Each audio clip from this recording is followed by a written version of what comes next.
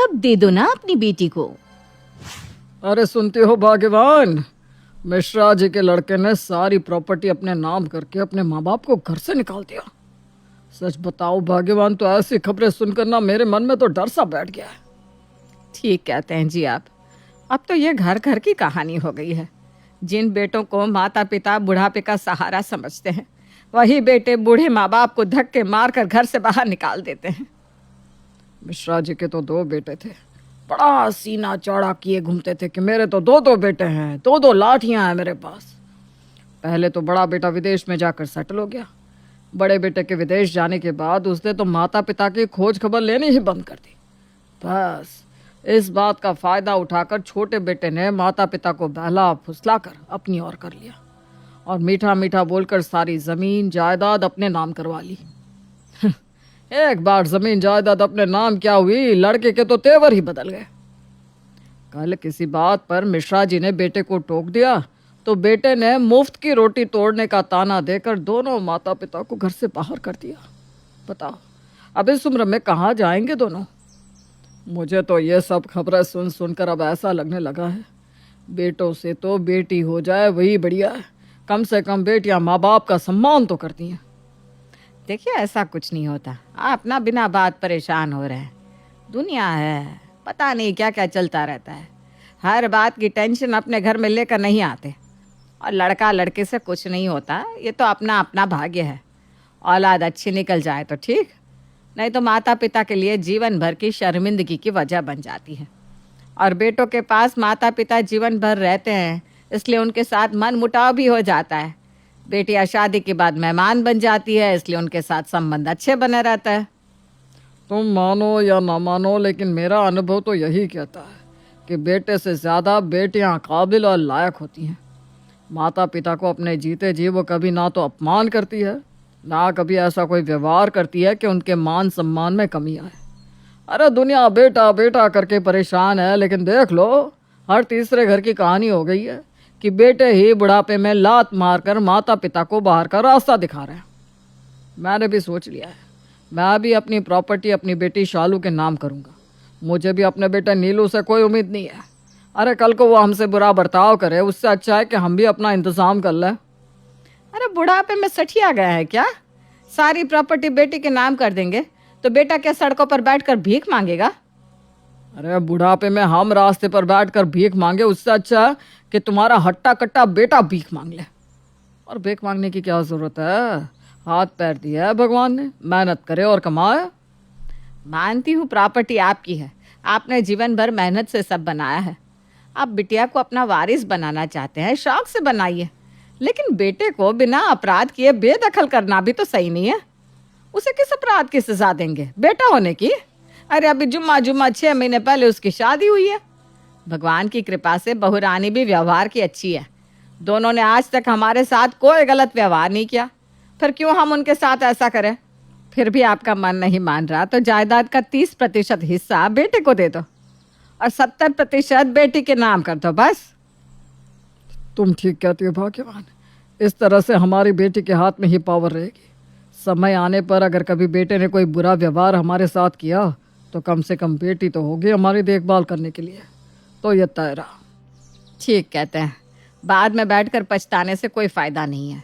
समय रहते ही हम अपनी प्रॉपर्टी दोनों बच्चों में अपनी इच्छा अनुसार बांट देते हैं। काफी देर तक विचार विमर्श करने के बाद दीपेश और शांति अपनी सारी जायदाद को 2 हिस्सों में बांट देते हैं।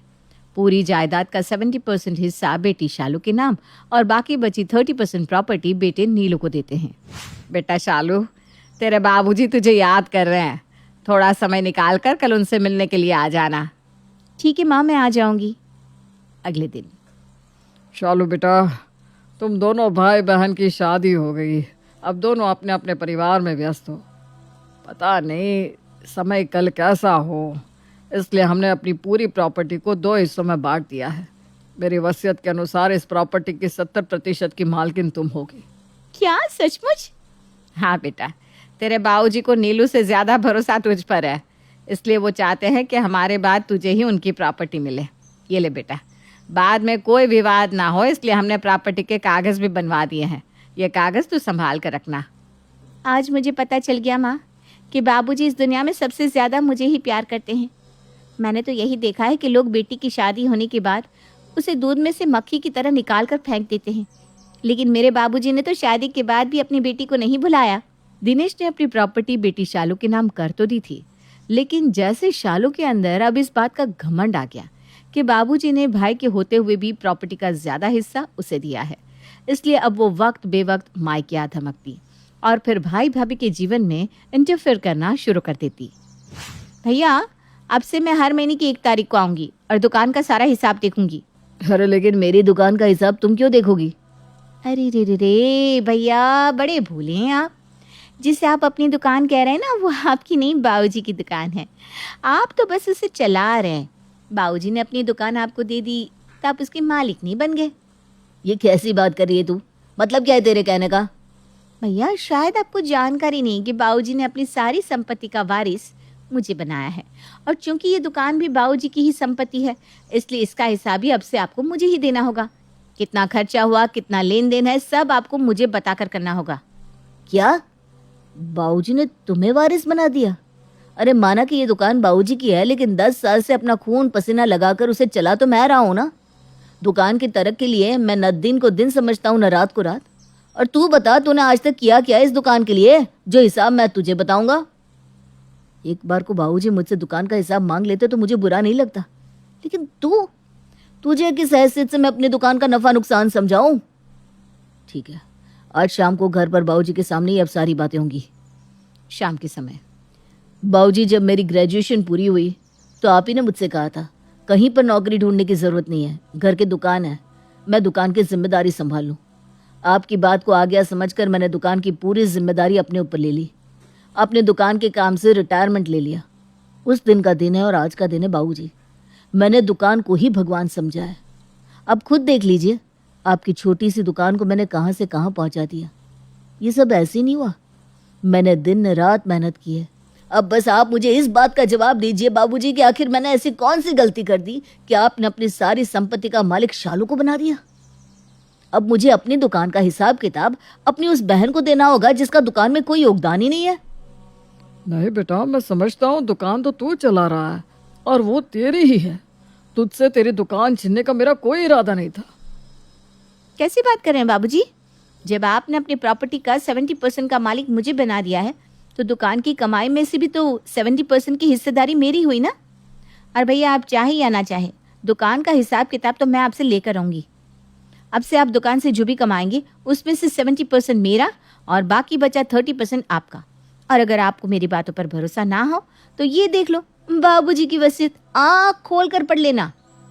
मुझे ये रोज रोज की चिक चिक बिल्कुल भी पसंद नहीं है भैया। आगे से बिना कुछ कहे अपने आप मेरा हिस्सा मुझे भिजवा दिया करना, वरना कहीं ऐसा ना हो कि आप अपनी दुकान से ही हाथ धो बैठे। एक बार सोच लीजिए भैया, अगर आपसे आपकी दुकान छीन गई तो आप क्या करेंगे? क्योंकि आपको तो दुकान के काम के अलावा कुछ और आता भी नहीं है। शालू, बड़े भैया से बात करने का ये कौन सा तरीका हुआ? और सीधी सी बात है, जब दुकान तुम्हारे भैया चला रहे हैं तो उसकी कमाई हम तुम्हें क्यों देंगे? अगर दुकान की कमाई तुम्हें दे देंगे तो हमारा घर कैसे चलेगा? भाभी, अपने खर्चों पर थोड़ा लगाम लगाएंगी ना तो घर बहुत अच्छे से चलने लगेगा। कोई बात नहीं, आपको ज़्यादा रानी महारानियों की तरह रहने की आदत है ना, तो मैं 4 दिन में आपकी आदत सुधार दूंगी। घर का खर्चा कम पैसों में कैसे चलेगा वो मैं बताती हूँ। आज से घर में घी, तेल और दूध का खर्चा आधा कर दो, अपने आप घर का खर्च तुम्हारे बजट में आ जाएगा। अरे आप 3 लोगों में 3 लीटर दूध की ज़रूरत क्या है? और हाँ, घी खाने से भी ना बीमारियाँ होती है इसलिए घी भी बंद कर दो। और सबसे बड़ी बात, जितनी चादर हो ना उतने ही पैर पसारनी चाहिए। अब जितनी भैया की कमाई है उसी में घर चलाने की आदत डाल लोगी तो आपके लिए भी तो अच्छा होगा भाभी।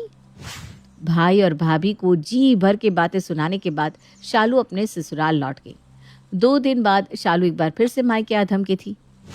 भाभी, आज मैं एक बहुत ज़रूरी काम से यहाँ आई हूँ। ये जो आप इतने सारे गहने पहनकर जयपुर की महारानी बनी खड़ी है ना, ये गहने उतार कर मुझे दे दीजिए। ये कैसी बात कर रही हो? मैं अपने गहने तुम्हें क्यों दूंगी? क्योंकि ये जो भी गहने तुमने पहने ना, ये सब मेरी माँ के पुश्तैनी गहने हैं, इसलिए इनमें से भी 70% गहनों पर मेरा ही अधिकार है। चुपचाप से ये गहने उतार कर थमा दो मुझे। मुझे समझ में नहीं आ रहा बाबूजी, आखिर ये सब किस लिए किया आपने? अपने बेटे बहू को बेटी के हाथों अपमानित करवा कर आखिर ऐसा क्या मिल गया आपको? ठीक है, 2/3 नहीं, निर्मला अपने सारे गहने शालू को दे देगी। निर्मला को गहनों की कोई जरूरत नहीं है। निर्मला, सारे गहने शालू को दे दो, हमें इन गहनों में से कुछ नहीं चाहिए। पति के कहने पर निर्मला अपने सारे गहने उतार कर शालू को थमा देती है और अपने कमरे में चली जाती है। बहू बेटे के जाने के बाद, सोनिया जी, मुझे कुछ ठीक नहीं लग रहा। ये तो सरासर बदतमीजी हुई ना। अरे हमने तो कभी ऐसा नहीं सोचा था। मेरे पास तो बोलने के लिए कुछ भी नहीं है भाग्यवान। मेरे तो मुंह पर ताला जड़ गया है जैसे। क्या सही है क्या गलत है कुछ समझ में नहीं आ रहा। भाभी से गहने लेकर शालू अपने ससुराल लौट जाती है। कुछ दिन शांति से बीत जाते हैं। महीने की 5 तारीख को शालू अपनी भाभी निर्मला को फोन करती है। भाभी, 5 तारीख हो गई, ऊपर वाले फ्लोर के किराएदारों ने किराया नहीं दिया क्या? किराया तो तुम्हारे भैया को 1 तारीख को ही दे दिया था। क्यों, क्या हुआ? अरे आप लोगों को शर्म नहीं आती? एक ही बात कितनी बार कहनी पड़ेगी? लगता है आप लोग जैसे मानेंगे ही नहीं। मैं शाम को घर आती हूँ, अब भैया से ही बात करूंगी। इतना कहकर शालू गुस्से में फोन पटक देती है। शाम के समय, भैया मैं अभी कुछ दिन पहले आपको समझा कर गई थी ना कि पिताजी की प्रॉपर्टी की 70% मालकिन मैं हूँ। लगता है आप लोगों को बातें ऐसे समझ में नहीं आएगी। जब मैं आप लोगों को घर से बाहर निकाल दूंगी ना, तब आपको मेरी बात का मतलब समझ में आएगा। शालू, कैसे बात कर रही हो तुम? क्या हुआ है, कुछ बताओगी? मम्मी, 1 तारीख को ही किराएदारों ने भैया को किराया दे दिया था। 5 तारीख हो गई है, लेकिन अभी तक भैया ने मेरे अकाउंट में पैसे नहीं भेजे। अरे तेरे अकाउंट में किस चीज का पैसा भिजवाएगा ये? 20,000 किराया मिल रहा है मकान का। 20,000 का 70% कितना होता है पता है आपको? 14,000 रुपये मुझे मेरे अकाउंट में चाहिए। बचे हुए 7,000 का ये चाहे जो करे, मुझे कोई मतलब नहीं है। वाह वाह शालू दीदी वाह, आपने तो नीचता की सारी हदें ही पार कर दी। अरे कल को हमारे हाथ से रोटी का निवाला भी छीन कर ले जाओगी, आप ये कहकर कि रोटी का 70% हिस्सा आपका है और 30% हमारा। आपको शर्म नहीं आती ये सब करते हुए? भाभी, मुझसे ज्यादा जुबान लड़ाने की गलती मत करना। कहीं ऐसा ना हो कि आपके सर से ये मुफ्त की छत भी हट जाए। अगर आप लोग इतने ही लायक होते ना, तो बाबूजी अपनी प्रॉपर्टी मेरे नाम ना करते। अरे अपने सास ससुर का तो ख्याल नहीं रख सके, चले हैं मुझे सुनाने। भैया मैं आखिरी बार पूछ रही हूँ, सीधे सीधे 14,000 रुपये आप मुझे देते हैं या नहीं? अरे सब कुछ तो ले लिया तुमने, मेरी बीवी के गहने ले लिए, दुकान ले ली, अब ये किराया का 20,000 मिलता है, ये भी मैं तुम्हें दे दूं तो हम क्या यहाँ पर बैठकर फांके लगाएंगे? अरे बाबूजी, हमारा ना सही कम से कम अपना और माँ का तो सोचा होता। महीने में कम से कम 10,000 की तो आपकी और माँ की दवाइयाँ ही आ जाती है, और ये सारा पैसा अगर शालू छीन कर ले जाएगी तो मैं घर कैसे चलाऊंगा? शायद यही वजह रहती होगी कि थक कर अंत में बेटे माता पिता की जिम्मेदारी उठाने से मना कर देते हैं। असल वजह कोई जानना ही नहीं चाहता, बस सारी दुनिया एक तरफा बातें सुनाकर बेटों को गलत करार दे देती है। अरे जब सब कुछ बेटी को सौंप दोगे तो बेटा कैसे जिम्मेदारियां उठाएगा? बस बहुत हो गया बाबूजी, थक गए हम लोग इस शालू के हाथों अपमान बर्दाश्त करते करते। अगर हमें ऐसे ही 5-7 हज़ार में अपना घर चलाना है ना, तो हम कहीं भी रहकर चला लेंगे। यहाँ रहकर रोज रोज अपमानित होने का मतलब ही क्या है? और हाँ, एक बात और, आपने 70% प्रॉपर्टी शालू के नाम की थी ना? शायद बाबूजी आपको यही डर था कि कल को कहीं मैं आपकी प्रॉपर्टी हड़प कर आपको सड़क पर ना ला दूं। अपने बेटे को परखे बिना आपने मुझ पर नालायक होने का तौमत लगा दिया। अरे बाबूजी, आपके सामने कभी ऊंची आवाज में बात तक नहीं की मैंने, और आपने ये सोच लिया कि मैं आपकी प्रॉपर्टी हड़प लूंगा। मैं तो उसी दिन घर छोड़कर जाना चाहता था जिस दिन आपने शालू को अपना वारिस बनाया था, लेकिन आपकी बहू नहीं चाहती थी कि हम इस उम्र में आपको अकेला छोड़कर जाए। जब मैंने कहा कि चलो अब हम इस घर में नहीं रहेंगे, तो पता है आपकी बहू ने क्या कहा? कहने लगी, हम इस घर में बाबूजी की प्रॉपर्टी के लिए तो नहीं रह रहे थे, जो प्रॉपर्टी छीन गई तो हम भी घर छोड़कर चले जाए। अरे बाबूजी ने चाहे जो भी किया हो, लेकिन हम अपने कर्तव्य से पीछे नहीं हट सकते। कोई बात नहीं, शालू भी तो उनकी बेटी है। अगर उन्होंने तुम्हारी जगह उसे अपनी संपत्ति दे दी तो क्या फर्क पड़ता है? चाहे जो हो जाए, हम अपने कर्तव्य से पीछे नहीं हटेंगे। और उसके कहने पर ही मैं घर छोड़कर नहीं गया, लेकिन अब पानी सर से ऊपर चला गया है बाबूजी।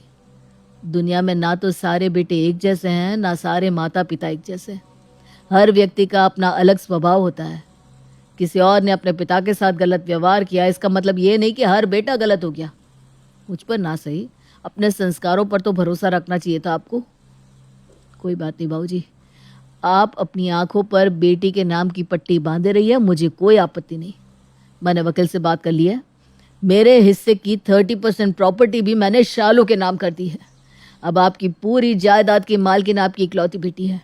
आप उसके साथ इस घर में खुशी खुशी रहिए। मैंने बहुत कोशिश की कि मैं आप लोगों के प्रति अपना कर्तव्य निभा सकूं, किंतु अब मेरे बर्दाश्त की हद हो चुकी है। बाबूजी, मुझे माफ़ कर देना। मैं अपनी पति के साथ ये घर छोड़कर जा रहा हूँ। बेटे तो वैसे ही नालायक होता है। उम्मीद है अब आपको आपकी लायक बेटी खुश रखेगी।